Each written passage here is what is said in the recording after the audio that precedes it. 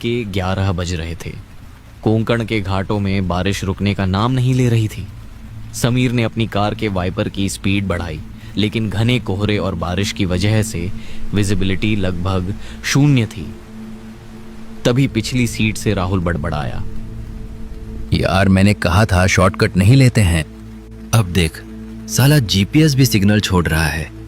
Front seat पर बैठे समीर ने रियर व्यू मिरर में राहुल को देखा। चुप बैठना, शॉर्टकट दिखा रहा था मैप में, 20 किलोमीटर कम हो रहे थे। समीर के बगल में बैठा विक्रम खामोश था। वह खिड़की से बाहर उस घने जंगल को घूर रहा था जो हेडलाइट की रोशनी में किसी काली दीवार जैसा लग रहा था। अचानक विक्रम बोला, गाड़ी रोको भाई। समीर ने ब्रेक दबाया। टायर्स गीली सड़क पर फिसले। अब क्या हुआ? विक्रम ने कहा। इंजन से धुआं निकल रहा है। तीनों दोस्त गाड़ी से नीचे उतरे। बोनट खोलते ही भाप का एक बादल उनके चेहरों पर आया। रेडिएटर पाइप फट चुका था। घने जंगल के बीच सुनसान सड़क पर, जहां दूर दूर तक कोई इंसानी बस्ती नहीं थी, उनकी गाड़ी खराब हो चुकी थी। राहुल ने हाथ झटकते हुए कहा, गई भैंस पानी में। अब क्या, यहाँ शेर चीते खा जाएंगे या ठंड मार डालेगी, हमें पता नहीं। तभी विक्रम ने उंगली से इशारा किया। वहां देखो, एक लाइट जल रही है। सड़क से नीचे उतरकर जंगल के थोड़ा अंदर पेड़ों के झुरमुट के बीच एक पुराना सा घर दिखाई दे रहा था। उसके बरामदे में एक लालटेन टिमटिमा रही थी।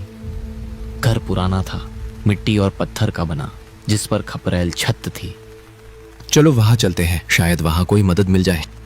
चारों तरफ अजीब सी शांति थी, ऐसी शांति जो कानों में चुभती है। सिर्फ बारिश की टप टप और झींगुरों की आवाज थी। समीर ने लकड़ी का भारी दरवाजा खटखटाया। काफी देर बाद दरवाजा चरमराते हुए खुला। सामने एक बुजुर्ग व्यक्ति खड़ा था, हाथ में लालटेन, चेहरे पर झुर्रियां और आंखों में एक अजीब सा खालीपन। कौन? उसकी आवाज सूखी और कर्कश थी। बाबा, हमारी गाड़ी खराब हो गई है, बारिश बहुत तेज है, क्या हम सुबह तक यहाँ रुक सकते हैं? समीर ने विनती करते हुए कहा। बुजुर्ग ने तीनों को ऊपर से नीचे तक देखा। फिर उसने बिना कुछ कहे दरवाजा पूरा खोल दिया। आ जाओ, लेकिन एक शर्त है। तीनों अंदर आ गए। अंदर का माहौल बाहर से भी ज्यादा ठंडा था। राहुल ने पूछा, क्या शर्त है बाबा? अपनी जैकेट को कसते हुए। बुजुर्ग ने लालटेन को टेबल पर रखा और उनकी आंखों में झांका। इस घर के 3 कमरे हैं, 2 में तुम सो सकते हो, लेकिन जो सीढ़ियों के नीचे वाला कमरा है, जिसका दरवाजा काले रंग का है, उसे मत खोलना। और रात को अगर कोई तुम्हें तुम्हारे नाम से पुकारे तो जवाब मत देना, चाहे आवाज कितनी भी जानी पहचानी क्यों ना हो। विक्रम और समीर ने एक दूसरे को देखा और हल्की हंसी दबा ली। समीर ने कहा, जी बाबा, ठीक है, हमें बस छत चाहिए। बुजुर्ग उन्हें 2 कमरों के पास छोड़कर चला गया। उसने कहा कि वह पीछे के हिस्से में रहता है। समीर अकेला एक कमरे में सोया था। रात के 2 बज रहे थे। समीर को नींद नहीं आ रही थी। पुराना पलंग हर करवट पर आवाज कर रहा था। बगल वाले कमरे में राहुल और विक्रम सो रहे थे। बाहर बारिश और तेज हो गई थी। अचानक समीर को लगा कि किसी ने उसका नाम पुकारा। समीर, समीर। आवाज बहुत धीमी थी, फुसफुसाहट जैसी, लेकिन वह मर्द की आवाज नहीं थी, वह एक औरत की आवाज थी। समीर उठकर बैठ गया। उसका दिल जोर से धड़कने लगा। समीर, दरवाजा खोलो ना। समीर के रोंगटे खड़े हो गए। ये आवाज अंजलि की थी, उसकी पत्नी की। लेकिन अंजलि तो मुंबई में थी। ये नामुमकिन था। उसने खुद को समझाया, ये कैसे हो सकता है? मैं थक गया हूँ, शायद इसीलिए। तभी बगल के कमरे से राहुल के चिल्लाने की आवाज आई। अबे विक्रम, सो जाना चुपचाप। समीर बिस्तर से उठकर बगल के कमरे में गया। राहुल बिस्तर पर बैठा था, पसीने से लथपथ। विक्रम गहरी नींद में सो रहा था। समीर ने पूछा, क्या हुआ? राहुल ने कांपते हुए कहा। यार विक्रम पागल हो गया है। ये उठकर कोने में खड़ा हो गया था। मैंने पूछा क्या कर रहा है, तो मेरी माँ की आवाज में बोला, तुझे भूख नहीं लगी? समीर ने विक्रम को देखा। वह बिल्कुल शांत सो रहा था। तू सपना देख रहा होगा राहुल, विक्रम सो रहा है। नहीं भाई, सच कह रहा हो। तभी विक्रम जाग गया। विक्रम ने आंखें मलते हुए कहा। क्या हुआ बे, क्यों चिल्ला रहे हो? वह एकदम सामान्य लग रहा था। समीर ने गहरी सांस ली। कुछ नहीं, शायद थकान का असर है, सो जा। समीर वापस अपने कमरे में जाने लगा। जैसे ही वह गलियारे में आया, उसकी नजर सीढ़ियों के नीचे वाले उस काले दरवाजे पर पड़ी। दरवाजे के नीचे से एक परछाई हिल रही थी और अंदर से किसी के रोने की आवाज आ रही थी। समीर, मुझे बहुत दर्द हो रहा है, प्लीज मदद करो। फिर वही आवाज, अंजलि की आवाज, इतनी साफ, इतनी दर्दनाक कि समीर का तर्क जवाब दे गया। क्या पता अंजलि ने उसे सरप्राइज देने के लिए फॉलो किया हो, क्या पता उनका एक्सीडेंट हो गया हो। इंसानी दिमाग डर में सबसे पहले तर्क खोता है। समीर उस काले दरवाजे की तरफ बढ़ा।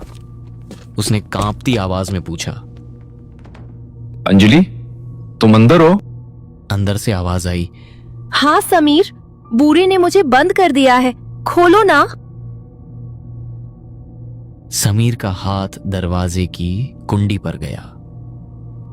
बूढ़े की चेतावनी उसके दिमाग में गूंजी, जवाब मत देना। लेकिन उसकी पत्नी का रोना उस चेतावनी पर भारी पड़ रहा था।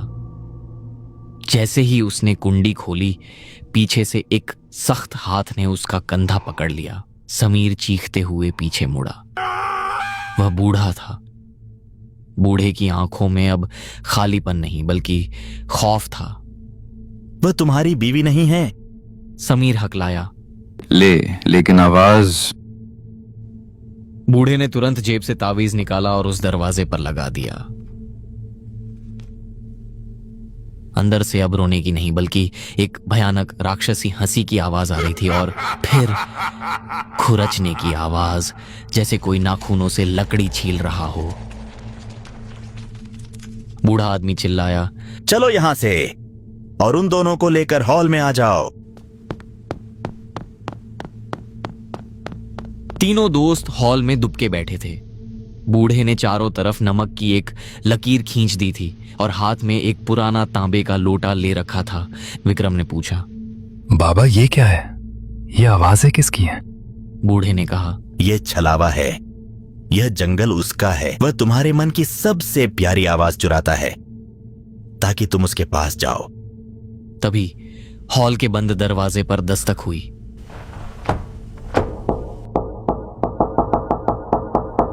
बाहर से विक्रम की आवाज आई, अरे राहुल, समीर, दरवाजा खोलो यार, मैं बाहर रह गया। तुम लोग अंदर किसके साथ हो? हॉल में सन्नाटा छा गया। राहुल और समीर ने अपनी बगल में बैठे विक्रम को देखा। विक्रम वहीं बैठा था उनके साथ। उसका चेहरा पीला पड़ गया था। राहुल फुसफुसाया, अगर विक्रम यहाँ है तो बाहर कौन है? बाहर वाला विक्रम फिर बोला। अब उसकी आवाज में गुस्सा था। दरवाजा खोलो। ये जो तुम्हारे साथ अंदर बैठा है वो मैं नहीं हूं, वो छलावा है। उसने मुझे जंगल में पकड़ लिया था जब हम गाड़ी ठीक कर रहे थे। समीर और राहुल झटके से विक्रम से दूर हो गए। अंदर बैठा विक्रम रोने लगा। पागल हो गए हो क्या? मैं विक्रम हूं, बाहर वाला झूठ बोल रहा है। अब पहेली भयानक थी। एक विक्रम अंदर था, एक विक्रम बाहर, और दोनों की आवाज, शक्ल, कपड़े सब एक जैसे थे। बूढ़े ने अपनी लालटेन उठाई और अंदर बैठे विक्रम के पास गया। बूढ़े ने कहा, बेटा अपना हाथ दिखाओ। विक्रम ने कांपते हुए हाथ आगे बढ़ाया। बूढ़े ने विक्रम की हथेली देखी। फिर उसने धीरे से अपनी कमर से एक खंजर निकाला। समीर चिल्लाया, क्या कर रहे हो बाबा? बूढ़े ने कहा, छलावा की परछाई नहीं होती। और उसने लालटेन को विक्रम के चेहरे के पास किया। दीवार पर विक्रम की परछाई साफ दिख रही थी। बूढ़े ने राहत की सांस ली और कहा, यह असली है, बाहर वाला झूठ है। तभी बाहर वाले विक्रम ने हंसना शुरू कर दिया। वह हंसी इंसान की नहीं थी, वह ऐसी थी जैसे सूखे पत्तों के टूटने की आवाज हो। होशियार हो बुढ़े। और फिर छत के ऊपर से दौड़ने की आवाज आने लगी, जैसे कोई भारी जानवर 4 पैरों पर दौड़ रहा हो। आवाजें पूरे घर के चारों तरफ घूमने लगी। कभी खिड़की पर खटखट, कभी रोशनदान से सांस लेने की आवाज। तभी बूढ़े ने कहा, वो अंदर आने की कोशिश कर रहा है। सवेरे तक कोई इस घेरे से बाहर नहीं निकलेगा। रात अंतहीन लग रही थी। हर थोड़ी देर में बाहर से अलग अलग आवाजें आती। कभी समीर की माँ उसे खाना खाने बुलाती, कभी राहुल की गर्लफ्रेंड उसे गाली देती। वो चीज उनके दिमाग से खेल रही थी। करीब 4 बजे सब कुछ शांत हो गया। बारिश रुक गई। राहुल ने फुसफुसाते हुए कहा, शायद चला गया। वह पेशाब करने के लिए उठना चाहता था। बाबा, मैं बस कोने तक हुआ हूं। बूढ़ा चिल्लाया, नहीं। लेकिन तब तक राहुल नमक के घेरे से थोड़ा सा बाहर पैर निकाल चुका था। जैसे ही उसका पैर घेरे से बाहर गया, ऊपर अंधेरे से एक लंबा काला हाथ नीचे आया। हाथ जो जले हुए जानवर जैसा था, जिसकी उंगलियां असामान्य रूप से लंबी थीं। उसने राहुल का टखना पकड़ा और एक झटके में उसे ऊपर खींच लिया। राहुल की चीख गूंजी और फिर अचानक बंद हो गई। समीर और विक्रम ने ऊपर देखा। अंधेरे में छत के बीम पर राहुल चिपका हुआ था, मकड़ी की तरह। उसका सिर एक 180 डिग्री मुड़ा हुआ था और वह उन्हें देख रहा था। उसकी आंखों की पुतलियां गायब थीं, सिर्फ सफेदी थी। उसने अपना मुंह खोला और आवाज बूढ़े की निकली, शर्त तोड़ दी। समीर की चीख गले में ही अटक गई। बूढ़े ने जल्दी से अपनी थैली से कुछ राख निकाली और ऊपर फेंकी। राहुल का शरीर धड़ाम से नीचे गिरा। वह बेहोश था लेकिन जिंदा था। उसके पैर पर जलने के काले निशान थे, जैसे किसी ने लोहे के पंजों से पकड़ा हो। बूढ़ा चिल्लाया, अब इस घेरे के बाहर कोई नहीं जाएगा। सुबह 6 बजे सूरज की पहली किरण खिड़की से अंदर आई। बाहर पक्षियों के चहचहाने की आवाज आने लगी। रात का वह भारीपन अचानक गायब हो गया था, जैसे कभी कुछ हुआ ही ना हो। बूढ़े ने दरवाजा खोला। अब तुम जा सकते हो, वह धूप में नहीं आता। तीनों दोस्त लड़खड़ाते हुए बाहर निकले। राहुल को चलने में दिक्कत हो रही थी। उनकी गाड़ी का बोनट खुला था, लेकिन रेडिएटर पाइप ठीक था। इंजन बिल्कुल सही सलामत था। समीर ने हकलाते हुए कहा, ये कैसे मुमकिन है? कल रात तो ये खराब थी। बूढ़ा दरवाजे पर खड़ा होकर उन्हें देख रहा था। उसने धीमी आवाज में कहा, गाड़ी कभी खराब नहीं थी बेटा। उसने बस तुम्हें रुकने का कारण दिया था। वह दिमाग से खेलता है। जो तुम देखना चाहते हो वही दिखाता है। तीनों जल्दी से गाड़ी में बैठे। समीर ने एक्सीलरेटर दबाया और पीछे मुड़कर नहीं देखा। 1 महीने बाद भी राहुल अब भी ठीक से चल नहीं पाता। ये कहानी आपको अच्छी लगी तो लाइक करें